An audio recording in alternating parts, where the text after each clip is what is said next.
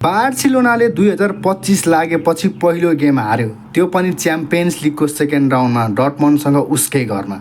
बार्सिलोनालाई पेल्नु डर्टमन्डले, यतिसम्म कि पहिलो हाफमा त एउटा मात्र सट हानेको थियो, त्यो पनि अफ टार्गेटमा। गुइरासेले ह्याट्रिक हान्यो यार बार्सिलोना विरुद्ध, तर उसको ह्याट्रिक व्यर्थ भयो। मैले अगाडिको भिडियोमा पनि भनेको थिएँ, यदि डर्टमन्डले बार्सिलोनाको घरमा खेलेको जस्तो गेम खेल्यो भने 2-3 खान्छ भनेर, तर डर्टमन्डले मास्टर क्लास गेम खेल्थ्यो। डिफेन्सिभ त्यस्तै, अट्याकिङमा स्ट्राइकरहरू त्यस्तै। दोस्रो हाफमा पनि बार्सालाई चल्न दिएन। धन्न डर्टमन्डले आत्मघाती गोल हानिदियो र बार्सिलोनालाई अलिकति भए पनि सहज भयो। बधाई छ बार्सिलोनालाई सेमिफाइनल पुगेको छ।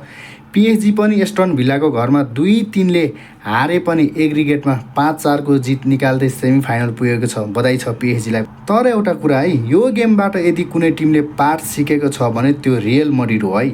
आफ्नो घरमा गेम जित्न सकिन्छ भन्ने कन्फिडेन्स रियल मड्रिडले पाएको छ। हुन त च्याम्पियन्स लिगमा कस्ता कमब्याक गरेको रियल मड्रिडलाई हामीले यस्तो नसुहाउला, तर पनि आज राति के गर्छ हेरौँ।